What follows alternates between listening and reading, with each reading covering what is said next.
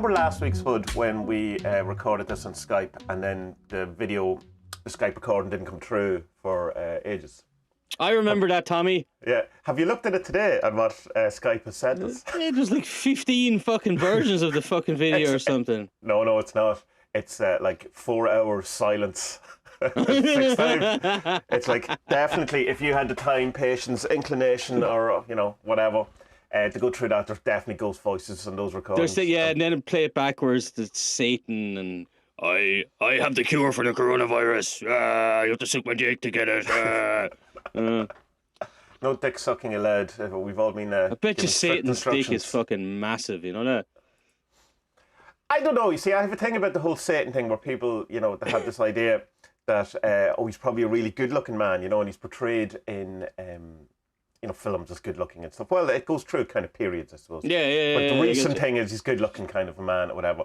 But Satan's definitely the ugliest thing you've ever seen in your life. Like, it is the representation of all the bad things. And we kind of have romanticized the man or the being or whatever. Well, which it I find probably comes from Lucifer, because he was the, he's the light bringer, so he's an angel, so he's supposed to be a heavenly body and good looking and Adonis kind of thing. But again, angels are the most terrifying creatures that God created. So yeah, you keep telling me that, and it makes me want to see them even more. Because I think angels, and I think like of Matt Damon in fucking Dogma, and who's the other friend? Not Ben Stiller. What's his friend's name? Matt Damon and the guy from Boston. Affleck. Ben Affleck. Yeah, Batman. Terrible actors' names. Who did I just say there? I don't even... Earl Flynn or something like that. Wasn't that it? Ben Stiller. That's a very different film if Ben Stiller was in it. I think that's the last John Smith. John Smith? Is that his name? Not John Smith. What's his name? Kevin Smith. Jesus Christ. See, this is much too early in the morning to be doing this. Yeah. We are old and have bad memories. Kevin Smith. Yeah, I mean, the nerds love Kevin Smith, but I'm not all that mad about his films. They're good, but I like his story of making the first film on the credit cards and that whole thing. It's great, and it makes you feel that art is worth pursuing and all that. But I could take or leave most of his films, to be quite honest. The nerd cult, like Mallrats, I kind of watch and went, and Clerks is good, but Clerks is good in when you know the story behind it and all that. But if it was just on Netflix now, I doubt take much of it. It's like isn't Cameron Crowe's, I think it was his first film, wasn't it? The grunge one. Singles, I think it was called. Okay. And that what made that good was because it was like it had early Pearl Jam in it and fucking Soundgarden. Yeah. I don't know. Like the film was dog shit. Eddie Vedder is in it, isn't he? And all that. I think he has a drummer or something in it or something. I know someone who went to see his ex-wife had a band. Okay. And Eddie Vedder. And Eddie Vedder's ex-wife had a band, and he was in the band, and he was the drummer. But a friend of mine went to see them in somewhere. She's from Canada, whatever the fuck it's called. She went to see them, and Eddie Vedder was there playing on the drums, but there was a backdrop, and behind the backdrop there was a drummer. Oh really? Yeah. Awesome. That's not bad, isn't it? Poor Eddie. They should have, if he was any good, he would have just had a see-through backdrop or something, to make it really obvious. Have just Phil Collins in the background, still thinking it's Live Aid. Playing for Eddie Vedder's ex-wife. Yeah. That's amazing. I hate Pearl Jam. Pearl Jam. You hate Pearl Jam. I love Pearl Jam. I would tell you, it's go to the sword for Pearl Jam. But I understand it. It's not. I could have been into Pearl Jam. It's the circumstance that absolutely has led me to detest it. You have a mad story. Tell the people. Well, there's Eddie Vedder number of stories. It's like I ended up doing sound for a Pearl Jam cover band, and lovely guys. That would drive you mental, though. But the story, at certain stages thought they were actually Pearl Jam, which is the thing. And it's not them. That's because I've done any number of sound for tribute acts and whatever. I did one for Tin Lizzy, who were called Tin as Lizzy, and they were amazing, really good. Yeah, but you can't but not at some point, I think you're actually in the band, because just the way the people react to you. If you're, grand if there's 6 people at your gig and no one cares and you're a shit tribute act. But when you're really good and you're playing huge venues and you're playing venues that the actual band played and they stuff played, like that. yeah. Yeah, it can get all a bit odd. But it would be like a case we'd be listening to Pearl Jam on the stereo on the way to the gig, then you'd have to do sound, and then on the way home you'd listen to the album again, and you go, I just hate Pearl Jam. I just hate them. And I wasn't that fond of them either, because at secondary school there was kind of this segregation in the lunchroom between people who were into like Metallica, people who were into Pearl Jam, people who were into Guns N' Roses, and I was like listening to the Saw Doctors and Extreme because I was the most uncool teenager that ever existed. Yeah, we didn't have anything like that. My school was like, you had the Crusties. So Crusties is what the Yanks would call rockers or whatever. Oh, is it? I thought is Krusty's not like more hippie-ish though? Yeah, it's supposed to be, but in Wexford people, they're terrible at speaking English, so they don't really know the words. You know? Fair enough. So yeah, we were Crusties. There wasn't many of us. I think there in my whole school there might have been about 20 of us, but there was about 8 of us in our group who hung out together. But everyone else in the whole school listened to like Scooter. And that terrible type of shite. Like, oh, well, at least the segregation in our school was like through proper music. Yeah, through proper music. I remember something weird happened in the when Smashing Pumpkins' Melancholy and Infinite Sadness album came out. There was a brief moment there where everyone in the school, and I went to school with 800 boys. All right, it was very nice, very testosterone. Strange. Very strange experience. And there was a brief moment when everyone liked Smashing Pumpkins. And I think it lasted for 2 or 3 weeks, and until the next like Scooter song came out or some shit like that. The only time I can remember any kind of cohesiveness through my friends of music all liking the same thing was the System of a Down album. The one that everyone liked. Toxicity, that one, yeah. No. The one that was the double album that they split into 2 different albums, but the good. Yeah. Mesmerize or Mesmerize. Yeah, something like that. Yeah. Yeah, but everyone, like, it just as if for like a week and a half, everyone was just talking. People who were into Iron Maiden loved it. People who were into, I don't know, Saw Doctors. I don't know who was into the Saw Doctors at that point, but everyone seemed to really like it.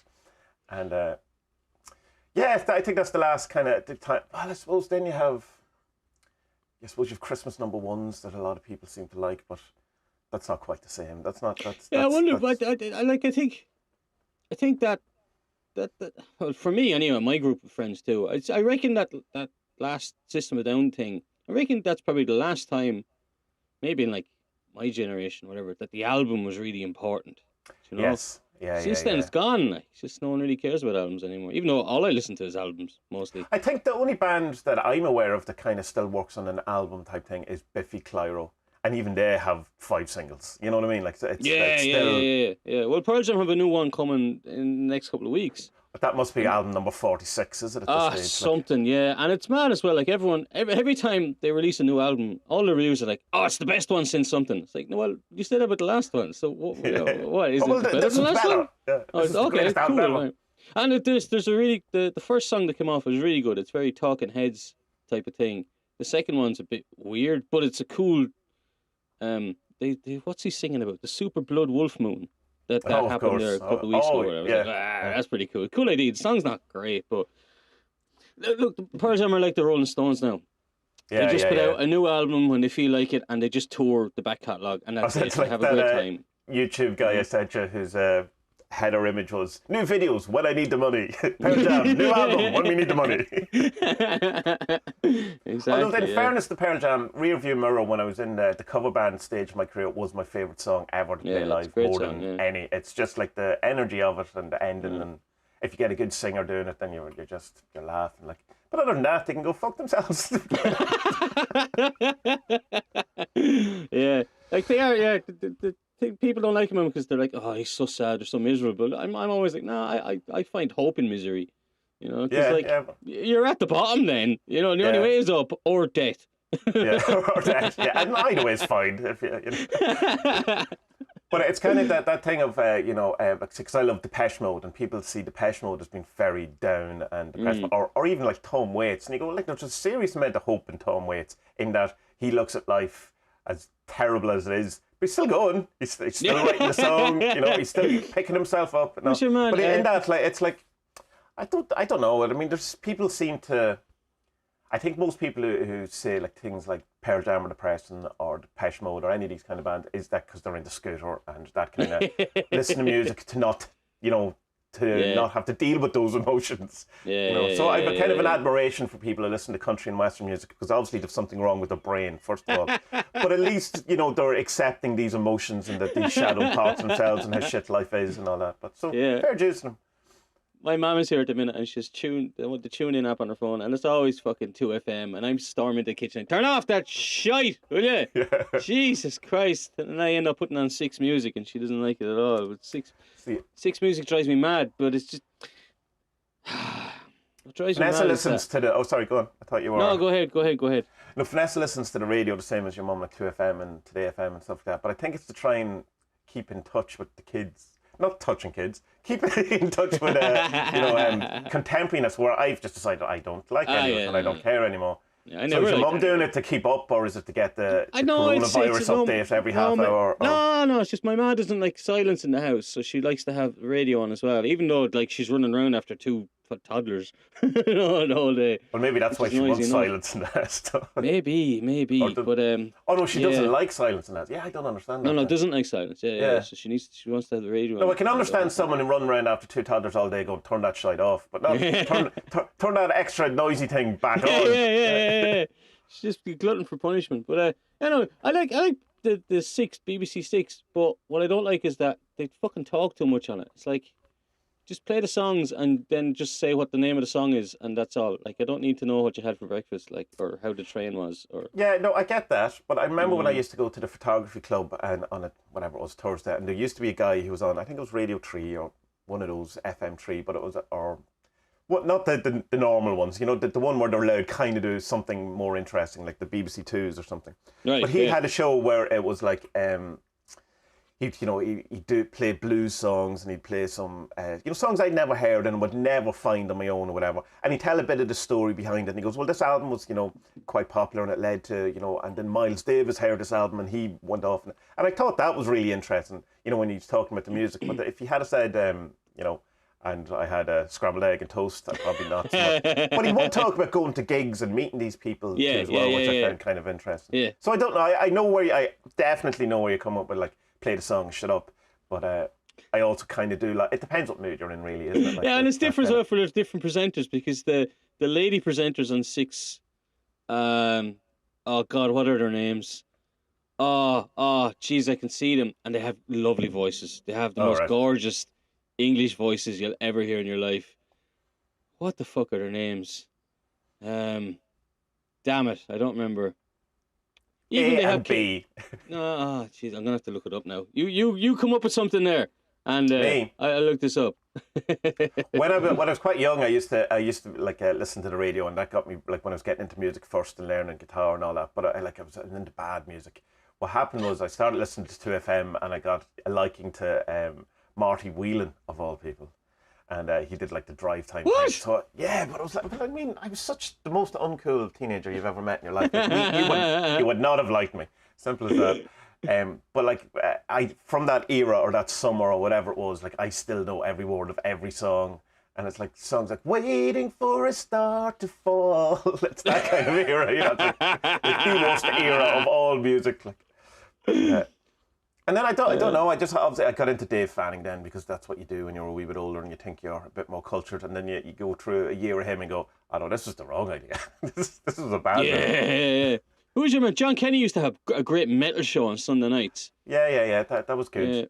We had a local radio that had Radio Romance at the week, or every weekdays, and but everyone listened to that. So everyone at school would listen to it. They'd be sending in the requests. Oh, this is from Michael Lou from Secret Admirer. But like literally everyone, so you got to know. But the good thing about it, whether it's good or not, is that's where I heard Modern Words by Extreme, which was the reason why I learned to play guitar, because I wanted to play that song. So without Radio Romance and Secret Admirer requests for Michael, there'd be no guitar playing. And I suppose that worked out well for me, didn't it? I really did a lot with the guitar playing. I think Extreme's a funny one. It's mad. There's a synchronicity now. Do you know my story about Extreme? Did I tell you this before? I don't think so. Oh God, this is heartbreaking. Anyway, the BBC Six presenters I was thinking of, Mary Ann Hobbs and Laura Laverne. Laura Laverne has the most gorgeous voice in all of the world. She's amazing to listen to. have the equivalent or the equal to their looks? They're not like hunchbacks or any of these type of things, or is it like?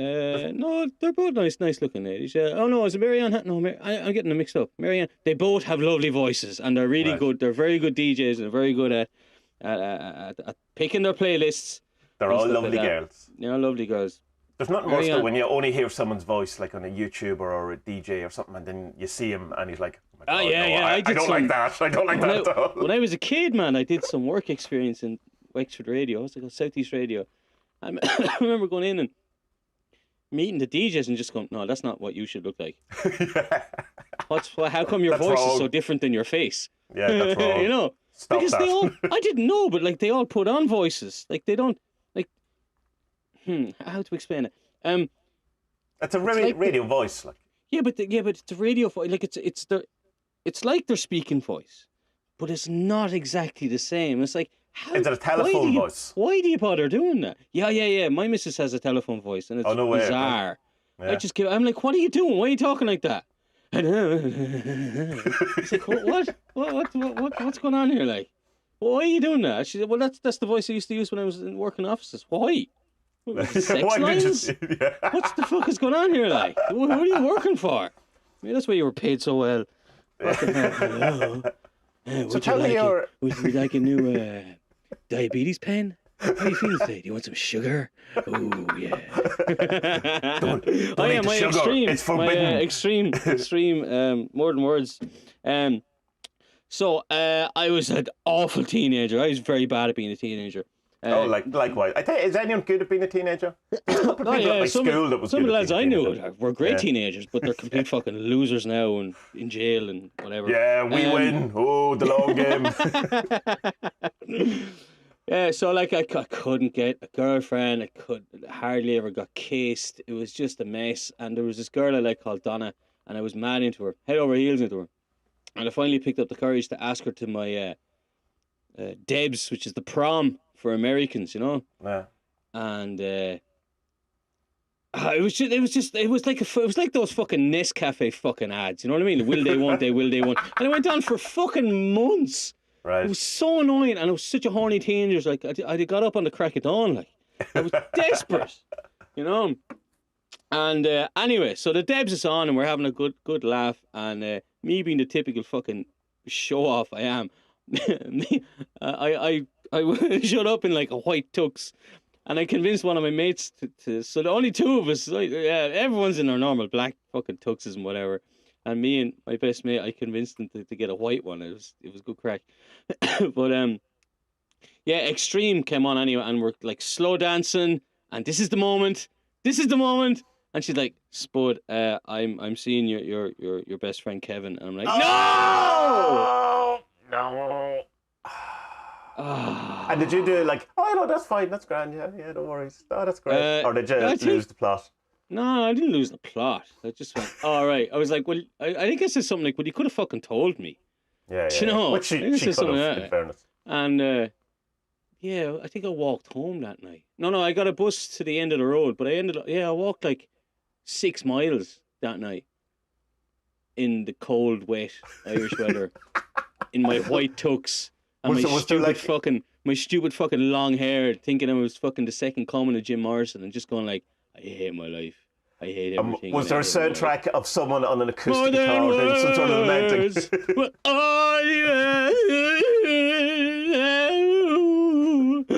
Perfect rendition. Oh, geez, so you can't listen to that song without hitting I love that. That's such a great song, but it's just like, fuck's sake, Donna. Yeah. Damn you. Yeah. So I suppose then at some say, what about your friend though? He could have told you as well, if he's your best friend, that he was also tricking around with Donna behind your back. Yeah, he should have, yeah. No, but it's easy to forget. We forgive the friends easily, don't we? Oh yeah, it's great. That's just lads. No, I've never seen. How could you? I've never seen him since then. Oh, right. Is he dead? No. He's his brother. I became really good friends with his brother. Like joined bands we were in and stuff. Oh, right. So I saw him recently. I was texting him yesterday. He's in Madrid about how it's going over there. So we became really good mates. But it turned out like they didn't want to tell me because they knew I was so mad about her. I was like, well, that's what? Why? That makes no sense. Yeah. You know, like, cowards. I really should have moved on from this, shouldn't I? It's fucking 78 years ago. It's 20 years ago. 21 years ago. Yeah. The fuck is wrong with us? Like, just move the fuck on. Every time you hear more than words, you're going to hear more than words now at least 6 times today. Your mum will be playing it on her app. It'll be the theme tune to the coronavirus. It'll be fucking 23. It'll be 23 at night time, and fucking more than words will come on the radio. And no radios were even turned on. Yeah. Well, I suppose this is a kind of a decent enough segue that we could go into, because what we want to talk about is kind of music and magic, I suppose, isn't it? The kind of correlation or the kind of connection between music and magic. And we kind of been saturating ourselves in one particular facet or one aspect of it, which was the KLF book that John Higg wrote, that I forced on you, and thankfully you enjoyed it. Oh God, it's such a brilliant book. Oh, it's so much fun. So it is. Yeah, I've often kind of played around with what is the best book for someone to get into magic, you know, if they want to do it. And you could go the route of many different ways, but that is like definitely should be one of the first people should read, because it explains the kind of spirit behind magic, I think, you know, as our magic being art and affecting the world, but also with the bonkersness of it, you know what I mean? Yeah. But it doesn't teach, like, there's nothing in it that's like tutorials of, like, this and this is chaos magic because this and this and this. And if you do this and this, then this is this. Like, it's none of that. It's just saying, right, well, these lads got up to some weird shit. And if I connect all the dots, well, this is what it looks like. And I'm not even sure, but I'm fairly sure. Sure, yeah. You know? And because you can't be sure. And, you know, because there's a big influence in Robert Anton Wilson on John Higg in that book. And because an awful lot of his kind of approach is he can make the dots join, but he can also make the dots join to ridiculous stuff as well. But that doesn't, he said, like, it doesn't discount it, but it's all very interesting. So it's either all rubbish or it's all connected. Yeah. And, you know, so which is, I would tend to agree on that it's probably all connected. Because as you said, the article you sent me during the week, that people who believe or see the world as, you know, we're all one being, are much better people than people who don't. That's what I got from that article. It's lovely to read a bit of academia and say, oh, this makes me a good person. And I don't have to do anything whatsoever. I don't have to change. My farts smell lovely. Oh, man. Thank God they haven't got to smell a vision on Skype.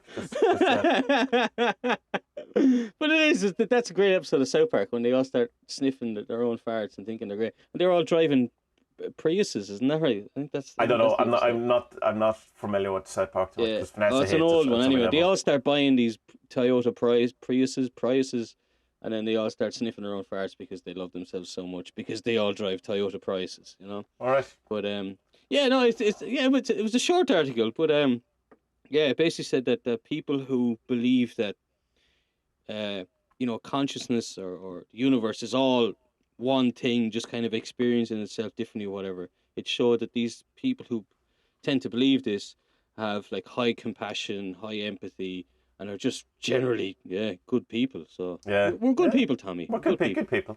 Let's keep reminding yourselves that, you know. Yeah, it's good to get the reaffirmation of it. Like as we stand above our neighbours with ice picks in our hands. I'm a good person. In 8 weeks' time, as the fucking purge begins, you know, I'm a good person. I'm really just killing myself here. As you rip off their leg and start eating it raw. I taste nice. Yeah. We're all gonna die. My favourite news of the coronavirus was the hazmat party that happened in Dublin at the weekend, where everyone still said to go to the pub but dressed up in hazmat suits. That's just so Irish. It's ridiculous. It's so Irish. It's painful, isn't it? Well, part of me's very proud too. You know, well done. So anyway, the KLF. The good thing about the book, though, if you're not into the KLF, it's really I don't think anyone would need to even have heard of the KLF to enjoy this book. And it's as much about them as it is about surrounding ideas and the culture and things that were going on. And then, because like there's Alan Moore gets talked about a lot in it. Just kind of different, the music scene that was going on. Robert Anton Wilson, as I said. And it's just the Illuminatus trilogy, that book. I assume you've never even, would you have heard of that book? No, I hadn't heard of it. Not at all. No. It's one of those books that people say they've read that haven't. It's definitely one of them. I've read the first one out of the three. Yeah, the first, and I didn't even read it. I listened to the audiobook. The audiobooks are really good. They're kind of, it's one guy does it, but he does the voices really well, and I can share that much if you want. But it's interesting that also you find out at the end that Drummond, who's the main guy between the KLF, who is massively influenced by Illuminatus, also didn't read it, didn't finish it. So I find that good. What was your kind of? Do you know who the KLF were? What was? I knew that song. No, that was it. The song, the full moo land. I can know that one, but like, but that was their. And we're ancient. Yeah, but like, wasn't that their? Wait, now, what was before the Justified Age? The Jams, wasn't it? The Jams, the Time Lords. Okay, see, they had these different names for different periods of their careers, you know? So yes. The Time Lords was this Doctor Who thing. Yeah. And, like, the thing about the Doctor Who things that he connects up is absolutely crazy. It's crazy. It's absolutely bizarre, like. But anyway, it's like if you believe this book that the KLF were, and their actions is what completely and utterly controlled society for 10 years. Yeah. It brought about the end of the world, like, by burning the money. Yeah. Pretty much, as we're seeing. But that I knew. The Justified Agents of Moo Moo, I knew that song because it had that kind of Manchester kind of beat, acid housey type of beat, and I wasn't into that music at all. Even though I knew that one, that was a massive radio hit. But then, like, I went looking. That was number one as far as I know, wasn't it? Oh God, it would have been. Yeah. I went looking then at the other stuff. The earlier one would have been the Jams, wasn't it? And they had like the the Jams is the Justified Ancients of Moo Moo. It's the same thing, isn't it? It's that's still all the connection. So you have the Time Lords, then it's the Jams, then it's the KLF. Is that the? Yeah, I think that must be the KLF was the more poppy stuff. But so who did like the white room sessions, or what was it called? Well, I don't know who that, but it's still Drummond and. It's still them. Well, what name were they under then? I think it's the White Room's KLF. It has to be. Okay, yeah. So like that stuff's really good. Yeah, that's great. That's it's so odd too. Like, there's this great, this brilliant kind of ambient, post-rocky type of thing with like there's a band around at the moment. They're a British band called Public Service Announcement, and they do stuff like that. Well, basically they totally took this idea and went with it, and they do kind of these backgroundy, soundscapey type music, but in the background is like. The train from Brighton is running 5 minutes late. And it's like, awesome. Wow, it totally fits. It's great. But this is exactly what this white sessions or white room sessions, whatever it's called, was from the KLF as well, and that was good. But it's mad, like they would get into a genre of music, like they got into hip hop first, and like even though they knew like we're like kind of, we're white middle-aged guys getting into like hip hop. This is just we're just doing this for the crack. And then when it started to work, they just said, nah.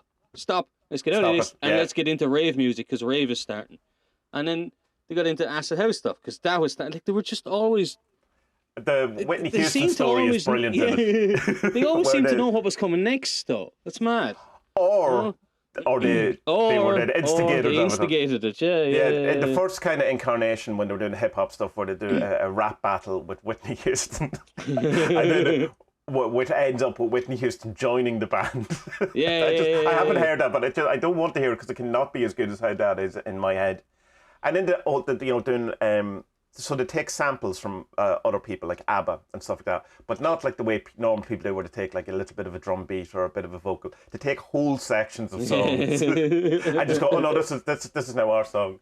And ABBA obviously didn't like it, and they had to burn all of or destroy. I don't know if they burned it.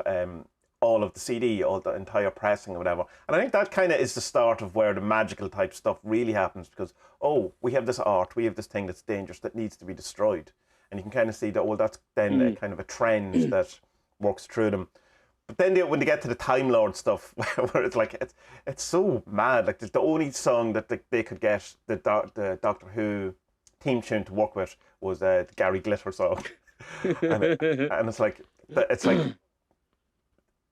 the amount of then kind of people who intersect in their lives who then come out as paedophiles or like there's a whole other subset of that, the KLF being kind of not, I don't want to say connected because that sounds like they're kind of on the paedophile, and it's not to do with them, but people on the periphery of them, there seems to be this kind of connection, starting with the Time Lords and Gary Glitter, and then leading up to then later on.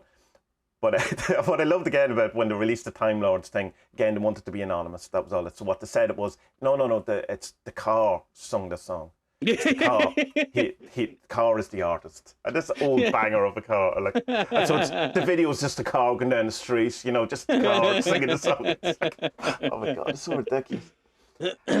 But they're like, what I get from it is they're not, like, they're very serious. They don't seem like guys who, if you were at a wedding with them, would be cracking jokes. You know what I mean?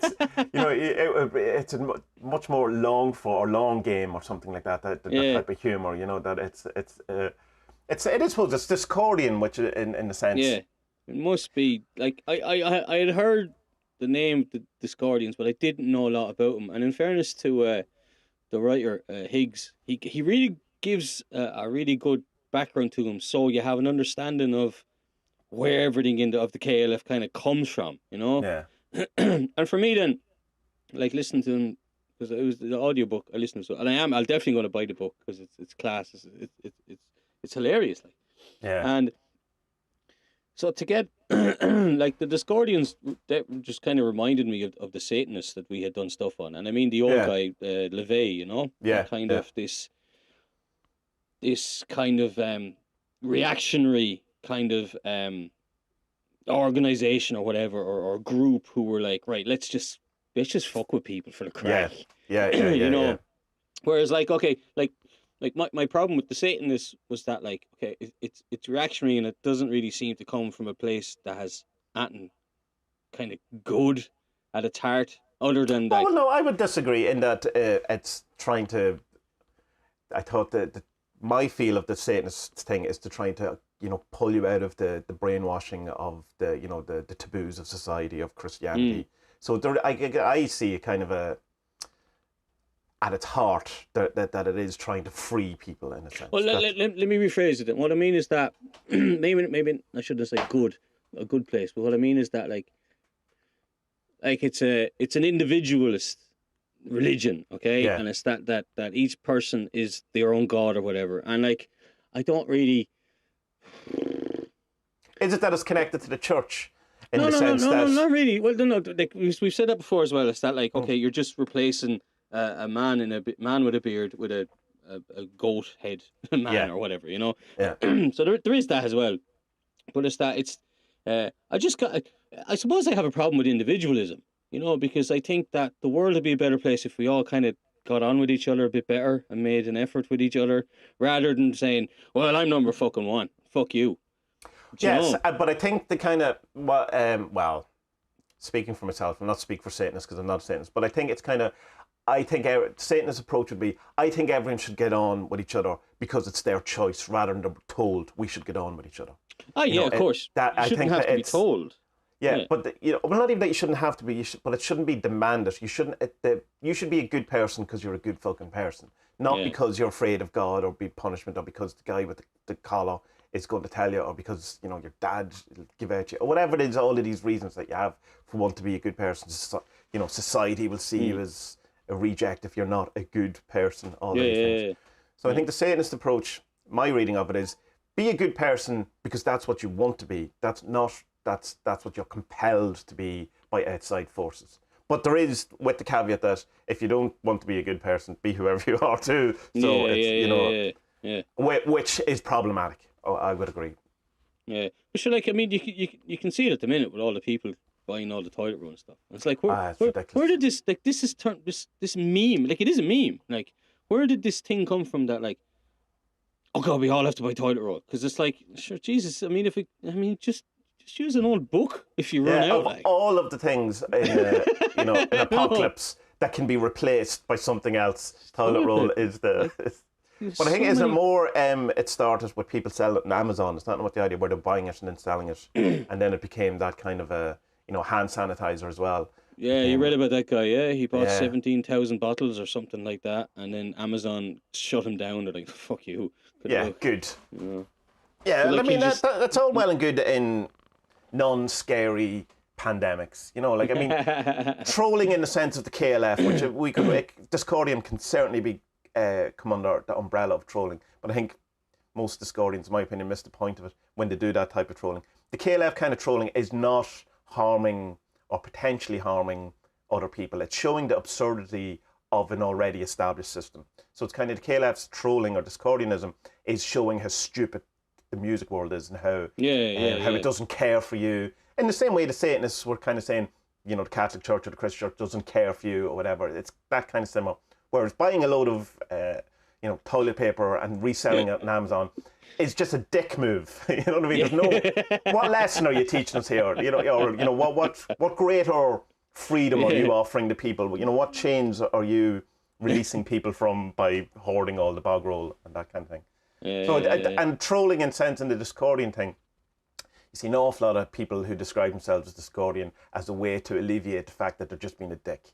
It's like they're poking fun at people to be a dick or to elevate themselves in some kind of way. It's like that whole thing of, when people slag other people in order to feel better about themselves. That seems to be the main kind of thing what trolling seems to be, rather than a kind of like the KLF when they were doing, like they really literally put their money where their mouth was. Like they fully went through with it. Like they would go, if they said, we think it's ridiculous that, the music world is like this, so we're giving away all our money, or we'll set up our trust, or we'll, that whole thing of when they realised that the KLF had become what they were fighting against. So they had, they got the seal of approval from MTV. They were on the inside. They were seen as in a sense, part of the establishment. So they literally deleted all their music so that no one could buy it anymore. Back in the day when you could do that, but you can't now. Although I did look on Amazon recently, and you can buy new releases of their albums. So they're obviously because it's only in the UK that they could delete their master tapes and stuff. Right. Because it was licensed to, I don't know, Sony or whoever. In other countries, in France, Germany, Europe, whatever, America, then they still have those copies, so they can still sell them. But it's so still I presume they're still making a small bit of money from those overseas kind of sales, but wouldn't be much like these days. Well, I don't know. Like the royalties alone of that kind of justified or ancient has to be, that's still played. Like that has to be thing. Yeah. But they said that deleting their thing cost them about $5 million at least. Yeah, £5 million pounds. Yeah, that's mad. It's absolutely crazy. Like when you think about it. But like there's something that I find that type of trolly fighting the man kind of thing, or putting a mirror up to the absurdities of society. Like I find that so appealing, and I love that kind of stuff. I think it's great, and more power to, like I remember. Do you remember when we were kids and Michael Jackson was on the Brit Awards and Jarvis Cocker got in huge trouble because he ran on stage and he didn't moan him, but he kind of waved his flapped his hands at his arse or something. And I remember school the next day was like people were going fucking nuts about Jarvis Cocker. What the fuck is he doing? And all this kind of stuff. And I thought I was standing up and just going, it's fucking hilarious, lads. What's all your problem? Like, it's brilliant. It's so funny. And so I like all that kind of stuff. And I just think that they were great for the kind of performance side of it. Like they had this thing during the Brit Awards, the KLF, that came out with your man came out with a gun full of blanks and like shot at everyone, like shooting, literally shooting the fucking music industry. And instead of playing one of their songs as it would sound like on an album, they got this like heavy death grindcore band from Ipswich that no one had ever heard of and have never been heard of since to cover one of their songs. And like they had two singers like that, and like everyone's going, "What the fuck is going on here? Like this is mental." And I love that kind of stuff. See, that reminds me of but for me that's what like the Metallica album with Lou Reed was. It was just a fuck you. You know, fuck, and Lou Reed had done that before with was it the album after Transformer, or was it Transformer? When he becomes super successful with like Sweet Jane and Walk on the what's the big Wild famous Side. song?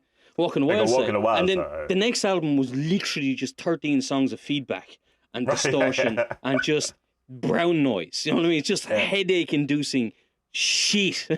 Because he's like, fuck yous. No, exactly. Yeah, and it's like so many musicians have done that. Like you have things like even down to people like Blur did that after like their big album. What was it? The Great Escape. And then the next one is Blur. It's just them in a room playing, no overdubs or whatever, that kind of stuff. So even a band like that, you can see, and like the Beatles did it then with the White Album, or even, after Sgt. Pepper and stuff like that, where they said, right, hold on a minute, let's go and, hang out with the Maharishi in India and record a double album of Indulgence. And I love that. I love when bands do reactions, like even Metallica doing it with Load and Reload and stuff. And like, take whatever you want from that. I like those albums. They went back to themselves fairly quick after it, but at least the attempt, or Depeche Mode thinking that they were Nirvana for a while, I really enjoyed that. But I like all that, rather than like say it's the reason why Depeche Mode are still a band and why Def Leppard aren't is because Depeche Mode tried to be Nirvana at one point,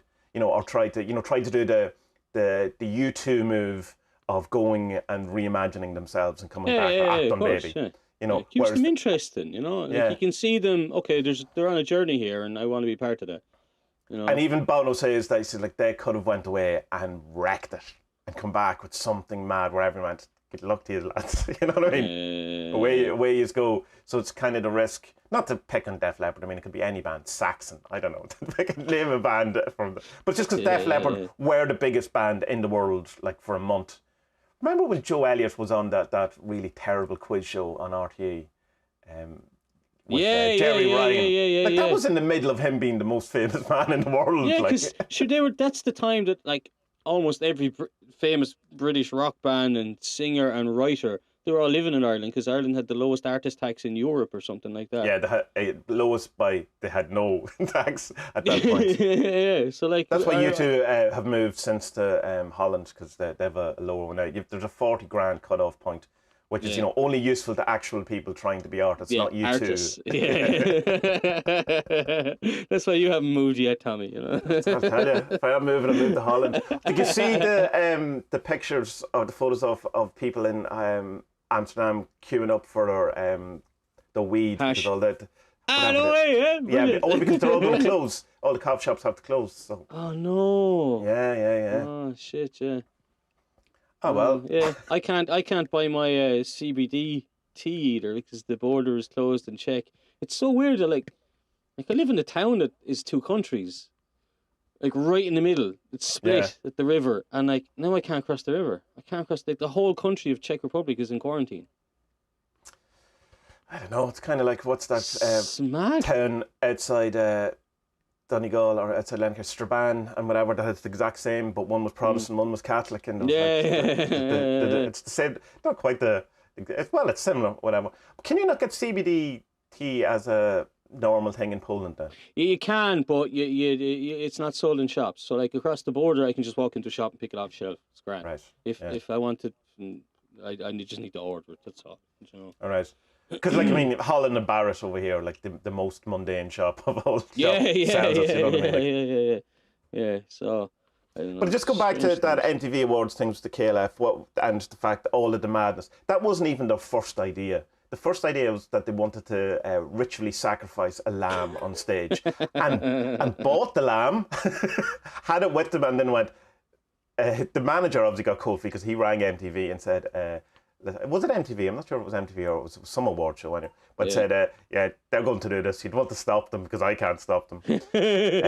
So they thought then, and then the grindcore band or the metal band, that turned out they were all vegans, so they weren't happy about it. And then there was another kind of thing that they were going like, well, what will we do? And at some time there was a question where, what's the other guy's name? It's Nulty or something like that. I can never remember saying. Not Drummond, the other fella. Anyway, suggests Drummond that you should cut off your hand live on stage.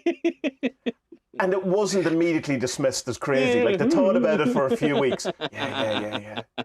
Yeah, that could be a good idea. But it's just, it's so believable. Like, I believe all of it. Like, I believe they thought that cutting their hand off on stage at the MTV was a good idea. Yeah. But I think and in some way, no, it's a good idea. Not a crazy, insane, but like going, right, I understand the symbolism. I understand that why you would get to that place. Yeah. Glad you didn't end up in that place. Like, but see, like if the band aren't ringing really bells for people, like they should know them from like they weren't ringing any bells for me when you sent it to me first. All right, okay. But then when I think you mentioned about burning the £1 million, then I did, yeah. Then it rang bells then, and then you sent me an interview from Irish TV, which was great. With your hero. God, it's so good. Well, with Gay Byrne, I really liked Gay. Gay Byrne's a great interviewer. And that did bring back memories of it, and it's mad that so they took £1 million of their money they had earned, and they weren't really rich, you know. They could have done like as they said, that was the only £1 million we had. You know, and went to an island off Scotland, Jura, where there's a nice whiskey from, and just burned it. And one of their mates filmed it on a not even a proper video camera, on an old fucking Super 8 camera, you know. And it's just an image of these two lads, and the guy with the longer hair, he's coffee, isn't he? Yeah. He looks fucking horrified. I know. Yeah. He's like, what are we doing? And it's just and it's like, he looks gone. He looks spaced and just. It doesn't look like he's regretting it, or he just looks like he's kind of bewitched or under a spell, kind of a thing. There's magic to it. And here's the thing that to bring it back to Helio. Remember at the end, excuse me, spoilers for people who haven't seen Helio. The end of Helio, where they do the incantation to Pan, or it's like seeing the whole thing as a build up to a ritual to invoke Pan, and then at the end nothing really happens. Yeah. From Greg and Dana's point of view, I feel there's a similar thing going on with the ritual that ends up with the burning of the £1 million. I don't think that ritual was for Drummond and Culty. Like, it seems that was for someone else, in the way that the Helio ritual seems to be for the benefit of Pan and not necessarily for the people doing it.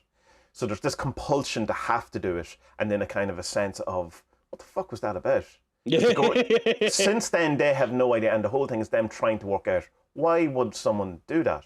Yeah. You know, but there was no question that it wasn't going to happen. Well, and there's the same, I find that in magic an awful lot, that you kind of confuse thinking that an awful lot of this thing is necessarily for your benefit, or your, you know, that you're going to see why it happened or something. Does that make sense? Yeah. Well, absolutely. You know, I totally get you. But I will say that there is a passage in the book where they talk about one of the albums being released, and they shipped a load of music journalists and whatnot up to, it might have been the same island in Scotland, but they brought them somewhere anyway that they had to be brought, that 20 or 30 people had to be brought to, and they had a kind of satanic type ceremony. Do you remember this part? The burning the Wicker Man. Yeah, so this was, and then, so Higg says in the book, like, this might have been when the two lads had decided they were going to sell their souls. Right, And then, so, like, 15 or 10 or 15 years later, then they knew that, according to one of the, I think it must have been the writer of the Illuminatus book, what was his name? Wilson, Robert was it? Anton Wilson, yeah.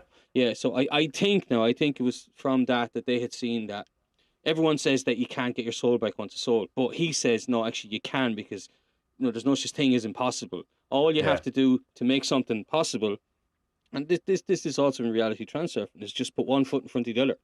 Yes, just take one step, and the impossible can be made real or made possible. And so I think my reading of it, anyway, my understanding of it, was that Higgs thinks that the two lads burning this $1 million was this kind of culmination in them getting their soul back, because getting their soul back was far more important than having artistic freedom or having money or having just anything really. You know, Yeah, yeah, yeah, yeah. they needed to get this back, and I mean, there's no quotes from them really in the book No, where no, they no. say anything. You I know, knew this. No. there's not nothing. This is all speculation, crazy speculation. But But I like, love it just there's so many dots connect and link up, like so many. It's not just like X and Y equals Z. It's like X plus Y plus Z plus A plus B plus C plus da da da da, and it's all like, oh well, yeah, obviously it makes sense when you put it all like that, you know. But then again, it might be like what you said before. I remember I said to you before that like, isn't it crazy that like you can put a line between, I don't know what it was, Easter Island and Newgrange, and it lines up, and you said yeah, but if you put any line between anywhere in the map, it'll line up. It's like, oh yeah, you know. So there is that, you know. Yeah, yeah. But I think it would explain why everything was so weird with them. Like maybe they did go through this thing and says, you know what, fuck it, let's just do it for the crack. Let's sell our souls in a fake ceremony, and we'll just do it for shits and giggles. But maybe after a couple of years they realised, oh shit, something's not right here, lads. I think we need to get our souls back. A bit like, I think The Simpsons had an episode about that. You know? Yeah, well, Simpsons have an episode about everything, so. Oh, well, that's true. Yeah, Simpsons did it. Yeah, because the film, though, sorry, go on. Yeah, No, go on, my go on. constant interrupting. Because well, that would tie in with the White Room film that Higgs puts forward is a kind of a hyper sigil, and it was them trying to get keys to the other kingdom, like to cross over, you know, get your attention, or in some way to gain enlightenment or something, you know. And the whole point is it's a driving movie that gets them to this place, this fabled White Room, which is the destination of the wizard, if you want. You know, this is the thing. And so obviously that film doesn't get released, and then they try to rewrite it, and it's all there's loads of things. But it seems that if they were, in a sense, so the burning of the Wicker Man is the instigation of that ritual. The White Room is the journey towards it, and then the resolution is the burning of the £1,000,000. It like lays out perfectly the whole way, you know, the whole way along. There's something I found absolutely fascinating about my own reaction to them burning the £1,000,000. And to the reaction when you see other people's, you know, like how it's like there is just a bafflement around it, and there's some kind of feeling of danger, and even the £1,000,000 itself seems to, you know, become almost like a person or a character, and there's like parts of me feels like a real kind of taboo has been broken, you know, that it, like, because money is the biggest magic we have in the world. It's a thing that doesn't exist, what we treat more real than ourselves. It's absolutely. To then take the highest kind of form of God that we know and burn the fuck up. In a proper sense of the word, of a sacrifice, in that you lose everything by doing it. And I just find there's something in that that's just, I find I could never do it. I couldn't even come close to doing something like that. But I find that I find it admirable, all of their actions, in the sense of that they did it completely on their own terms. And when they became the thing that they didn't want to be, you know, they were fighting against, that they shunned it to massive personal loss. Yeah. But it's just, there's something I can't quite put my finger on that makes me extremely excited and equally massively uncomfortable about that burning of the £1,000,000. I don't know what it is, like, more than anything I've ever kind of come across. Like, well, what's your reaction? Like, what was your reaction when you kind of realised, fuck, they did it? You see, at first, it's like this Discordian. Why I find the Discordians and the Satanists appealing is because I like this trolliness of it. Yeah. I like putting, I do this the whole time. I like putting my finger up to the man and to culture at large and just saying, no, fuck you.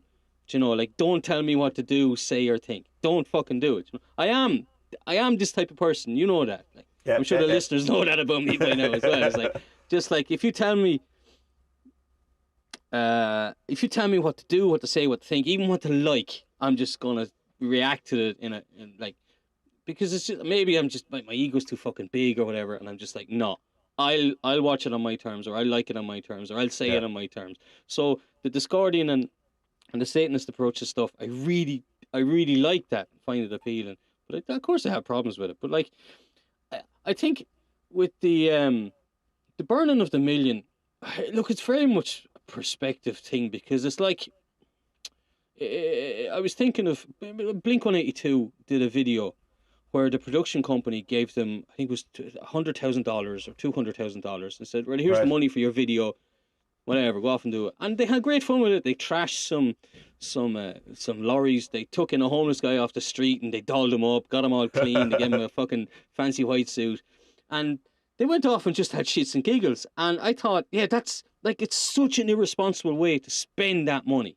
Do you know? Yeah. But their thing was like, well, fuck it, if they're giving us this much money for a fucking music video that we could make with camcorders anyway, which is what they were doing back in the early days. They were so fucking poor doing Blink-182.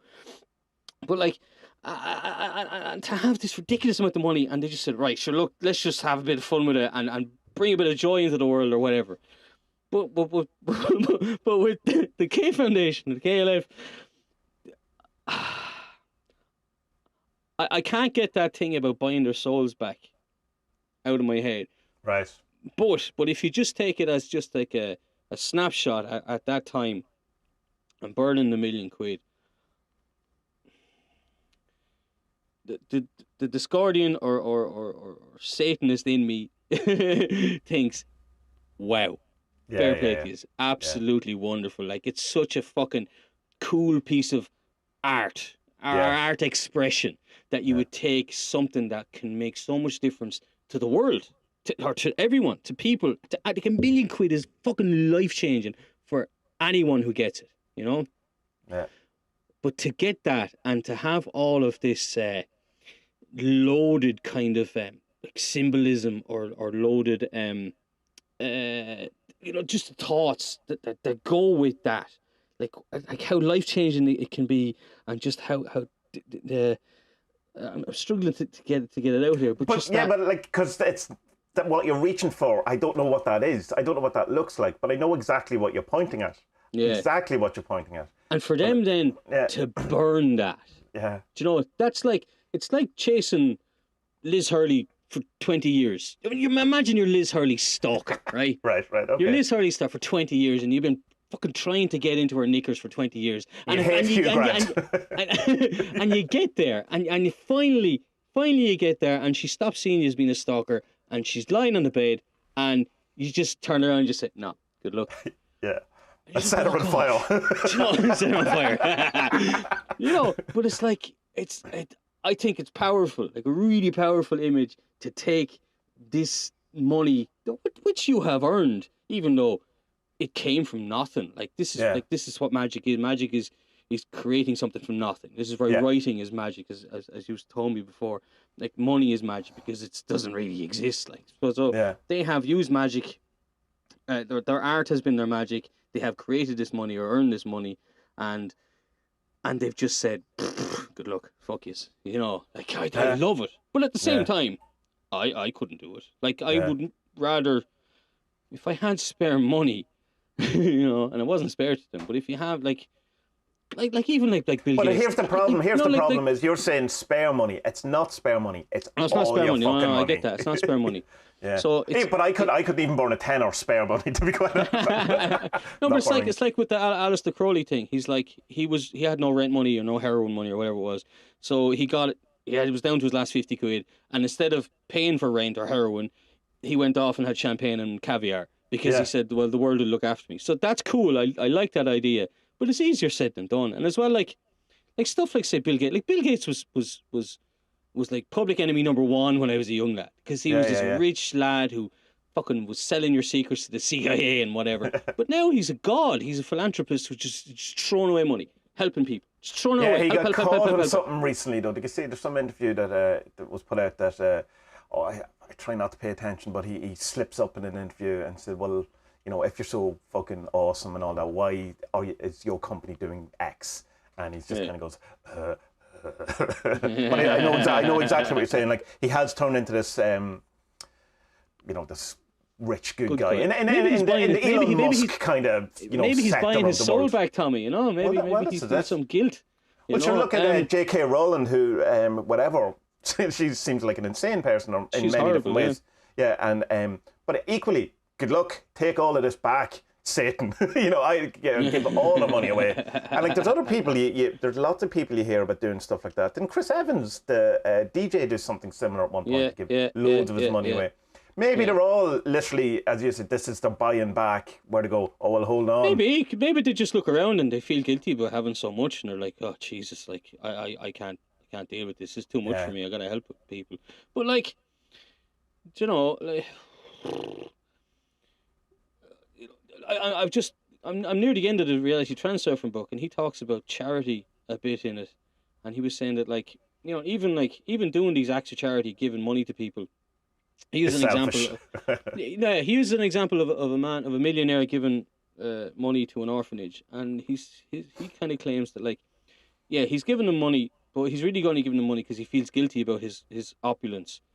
Whereas that, like, if he went to the orphanage and worked there for one day, that would be far more helpful than the £1 million. And I was like, I don't really believe that. No, I don't believe that. But I get what he's saying, because from a personal development thing, it's like, okay, if you go into the trenches and help, that's going to make you a better person than just writing a check. Yeah, so it's the sacrifice is greater. Yeah.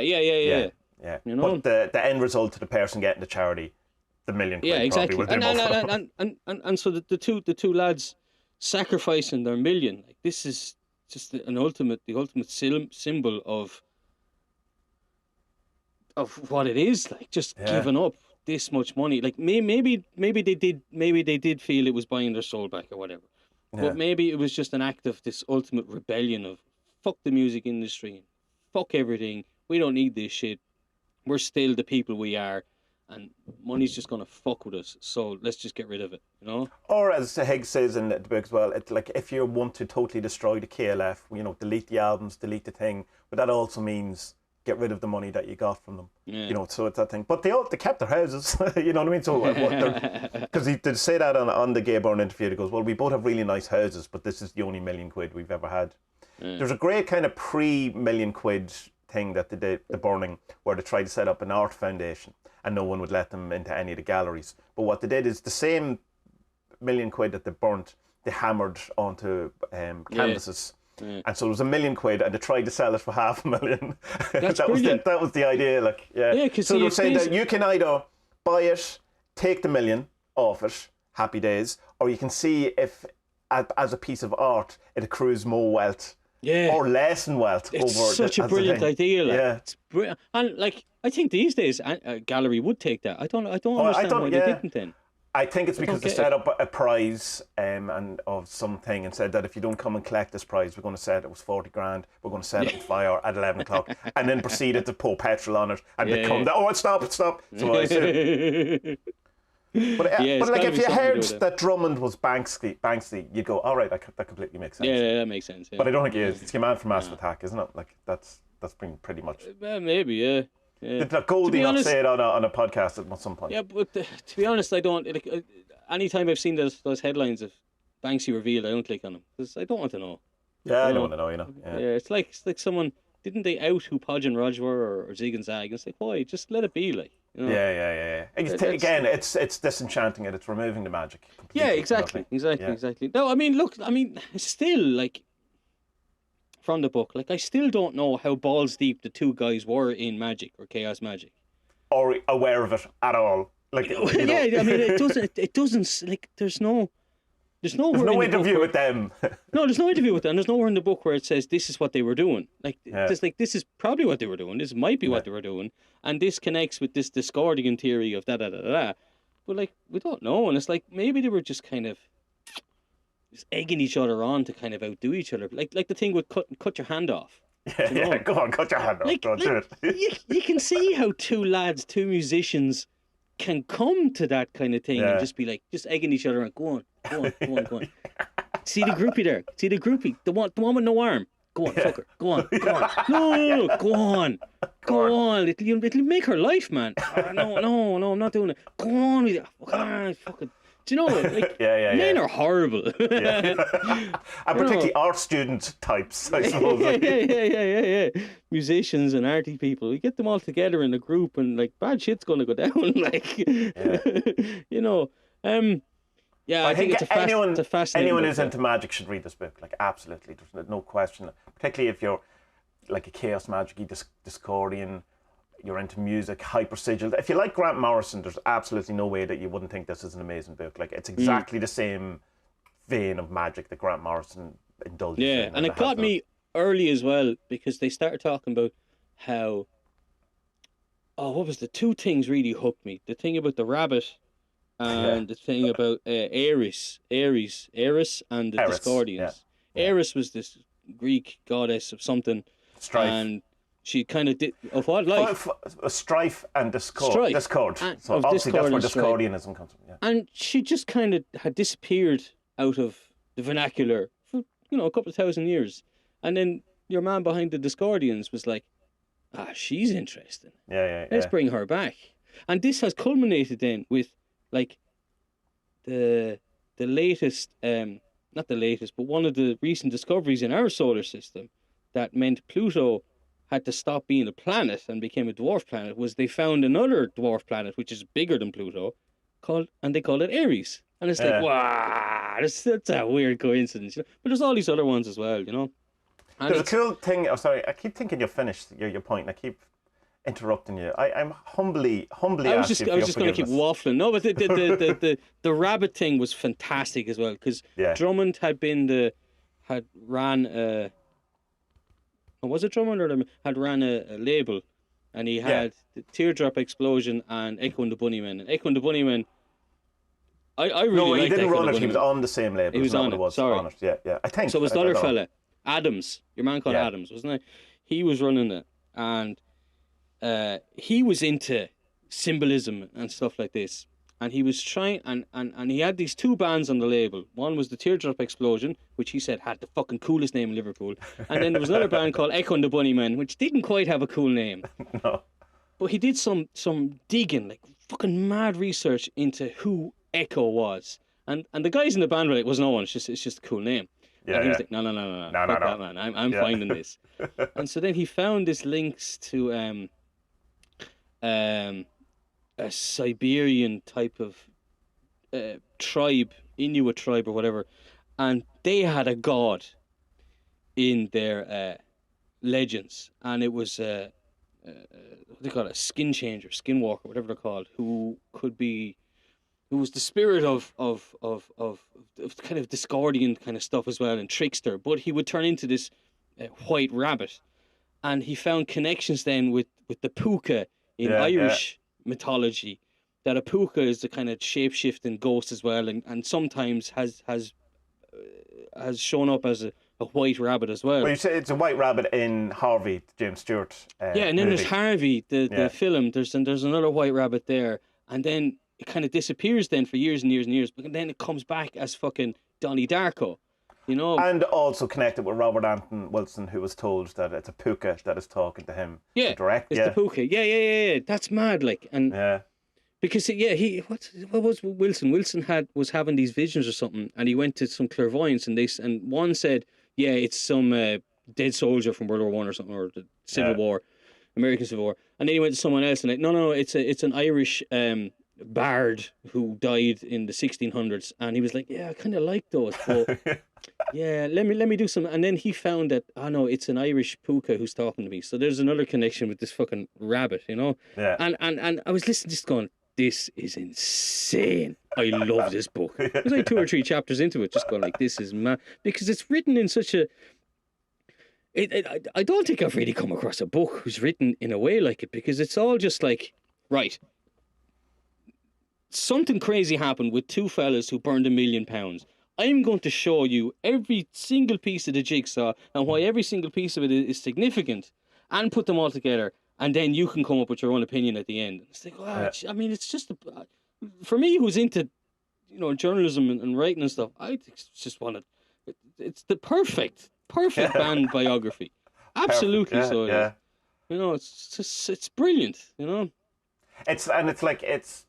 It gets you so excited and so into it, and you're just like, I don't know, like it makes you, it re-enchants your world. I suppose. Well, it did for me anyway. It makes me go like when you're kind of getting bogged down in mundaneness and all that kind of stuff, and then you go, oh, hold on, there's people out there doing mad shit that's affecting the world, and it's like and you can go, I can do mad shit too, and you just get this kind of buzz. It was like watching the Grant Morrison stuff, or listening to that Grant Morrison podcast from a couple of weeks ago where he's talking about magic, and it really got me into it again, whatever, and I got the same buzz from the KLF book, which was great because it's the second time I've gone through it, so it means that I can now add that to my repertoire of books that get the going on me, so every couple of months I'll stick on the KLF and immerse myself in the crazy.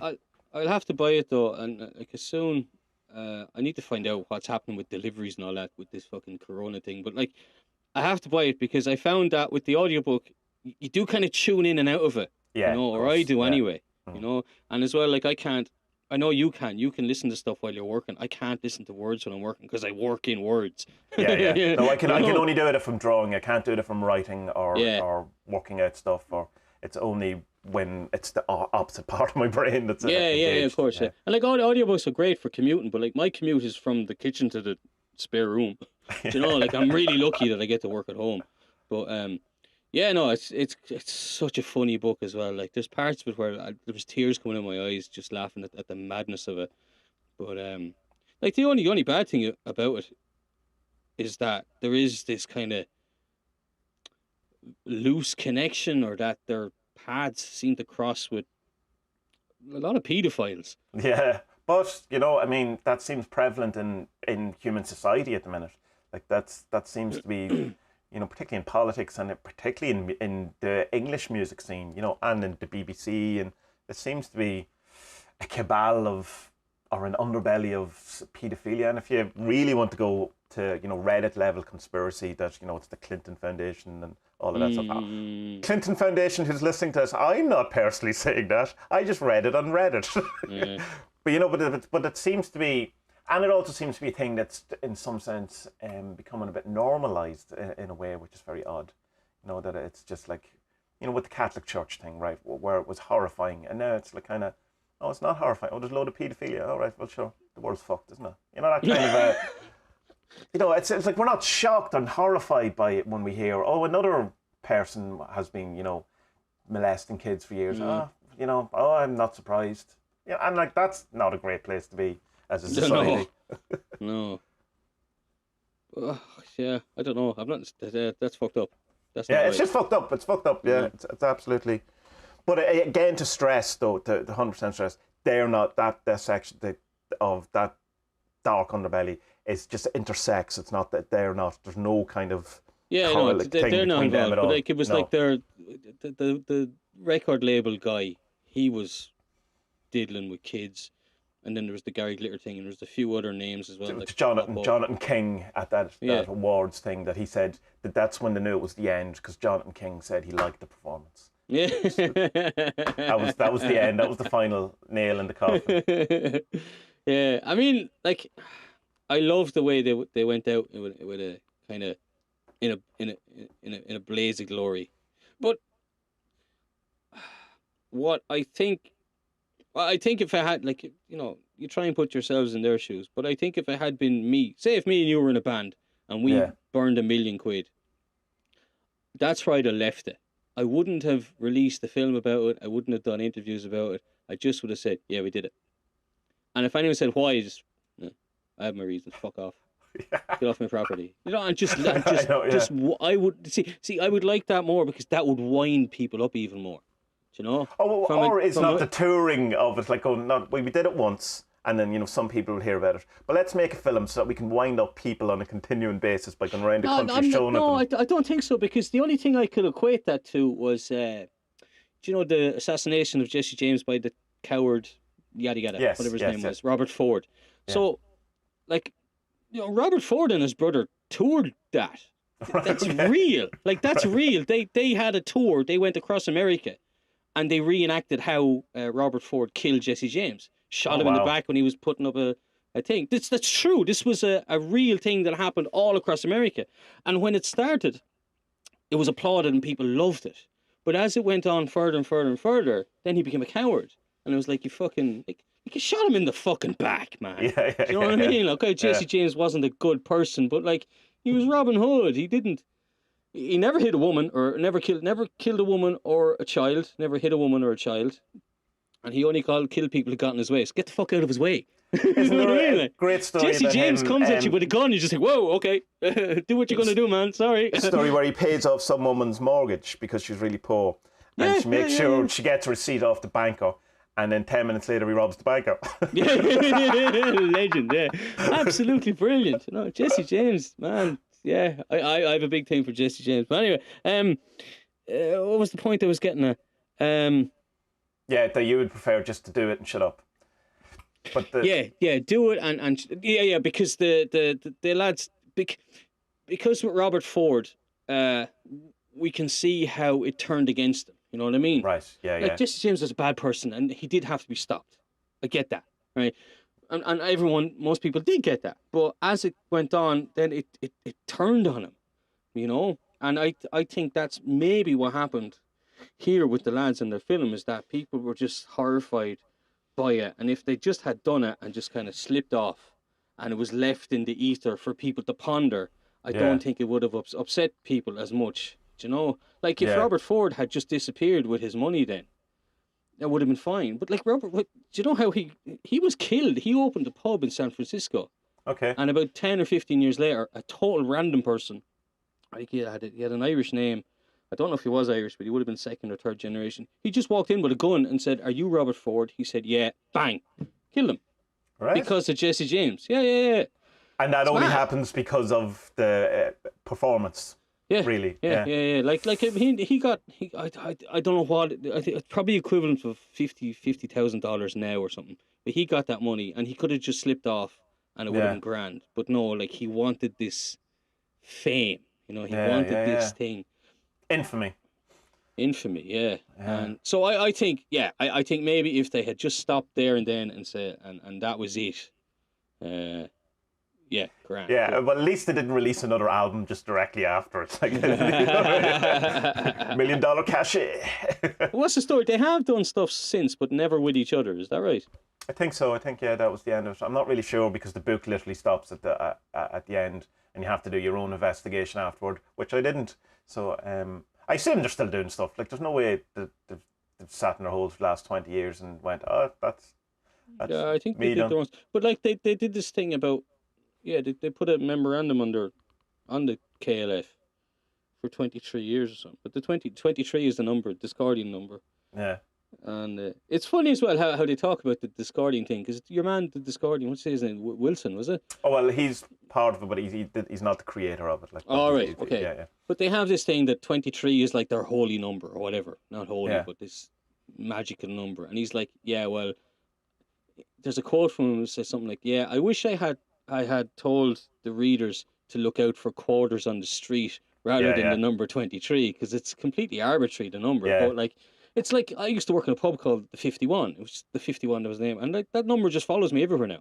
Yeah. Do you know? But obviously I see it because that's the name of the place I work. Like the local bus. I have a number. I think a lot of people, particularly in Magic, end up with a number, and it's surprising how many of them are 3-digit numbers. My number is 458, and it's been around for whatever length of time there is that I can remember. But I did a proper Chaos Magic experiment when I used to walk home from college. I would look because I used to catch number plates an awful lot. So I'd go, right, I'm going to pick another number and I'm going to take note of how many times I see that number, just made up a number, and how many times I see 458, just strictly on the hour it takes me to walk home. And massively more 458s than the other number over a period of a week. Yeah, and it's weird because when I explain it to people, they go, but Finessa sees it in action, how often it comes up. Like it'll be on receipts, we'll be watching films and a significant thing will happen and the character will go away in the car and it's 458, and it just and even down to I remember saying it was the exact time was 2 minutes to 5, and it was loads of stuff, but it's crazy. But it is an example, obviously, of me doing that. Yeah, of course. Like if in a reality transurfing it in the extra way, I'm creating the 458s. But it is a thing that I kind of see as like a nod or a wink from the universe going, everything's fine. Just chill out. You're grand. You're doing grand. You're grand. Yeah. Don't get angry. You're fine. Yeah, all is right. Okay. Yeah. Just let it go. Drop importance. Yeah, that's it. That's it exactly. Yeah. So I'm No, I delighted get you that. liked about I Gatsy. like I that. didn't think you wouldn't, but I thought there I might like be that if it catches they you in the made wrong this mood. number, this 23. No, What's yeah, that? no, but I like that they created this arbitrary number, and then all of this magic, is what you can call it, has collected around it, and it has made it a magic. It's just like money. It's, Yeah, money yeah. isn't real, but we all agree Yeah. it's real, so it's real. Okay, It's real. fine. Yeah. Yeah. Well, it is for the time being anyway, and with all the stock markets crashing and the coming purge of death and destruction. But We're all going to be we're eating our all one, neighbours. Spud. We're all one. We're all one. We're all one. Yeah. Bye-bye. Bye.